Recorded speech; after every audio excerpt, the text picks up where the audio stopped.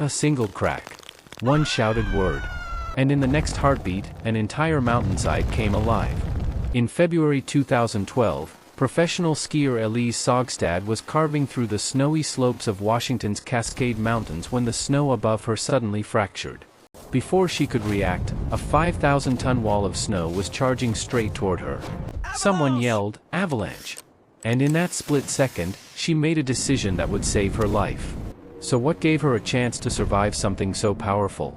An avalanche is a fast-moving flow of snow, ice, rock, or sometimes all three, rushing downhill under gravity.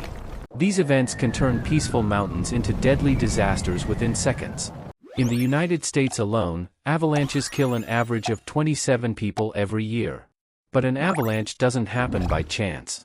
It needs three key ingredients. First, the slope. If it's too gentle, snow stays put. Too steep, and it slides away before building up. The most dangerous slopes are usually between 30 and 45 degrees, steep enough for gravity to take over, but gentle enough for large amounts of snow to collect. Second, a hidden weak layer. Most dangerous avalanches form when a solid slab of snow sits on top of a fragile layer beneath it, a setup experts call something over nothing.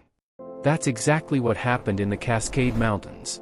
Heavy winter storms had dumped nearly a meter of fresh snow. Buried underneath was a delicate layer called surface hoar. These feather-like ice crystals form when water vapor freezes directly onto the snow's surface, much like frozen morning dew. Once buried, they become one of the weakest layers in the entire snowpack. Now the mountain was primed. It just needed a trigger. That trigger could be heavy snowfall, strong winds, rain, or even another avalanche. It could also be caused by people, like skiers or snowmobilers crossing the slope. What's even more alarming is that the trigger doesn't have to be directly above the avalanche. A fracture can spread through the snowpack for hundreds of meters before the entire slab suddenly breaks loose. Once the snow starts moving, its speed depends on the slope, terrain, vegetation, and the type of snow involved. Dry, loose snow moves incredibly fast, creating huge powder clouds. Wet snow moves more slowly, but because it's much denser, it can be even more destructive. Large avalanches can exceed 160 kilometers per hour, flattening forests, destroying buildings, and burying roads. In 1970, one of the deadliest avalanches in history roared down Peru's Mount Huascarán. An estimated 50 to 100 million cubic meters of glacial ice, snow, mud, and rock raced downhill at over 300 kilometers per hour, burying an entire town and killing around 18,000 people. Most avalanches are much smaller. But even a small one can be deadly. As it rushes downhill, the snow behaves like both a solid and a liquid. Victims are pulled beneath the surface, tossed around violently, and often scattered across a wide area, making rescue incredibly difficult. Then the avalanche stops. The snow rapidly hardens into a dense, concrete-like mass, trapping anyone inside with almost no chance of escaping on their own. That's why the safest avalanche is the one you never encounter.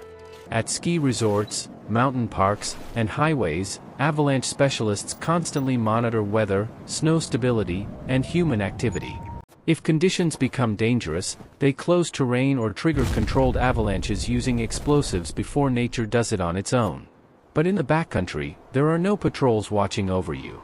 Anyone venturing there must understand avalanche forecasts, receive proper training, and carry essential rescue gear. Even then, one truth never changes. In high-risk terrain, danger can never be completely eliminated. The skiers in the Cascade Mountains were highly experienced. They knew the risks.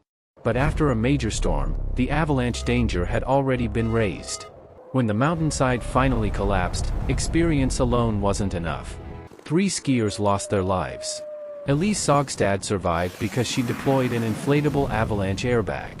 It's far from perfect and only a last line of defense, but it can help keep a victim closer to the surface, greatly improving the chances of being rescued.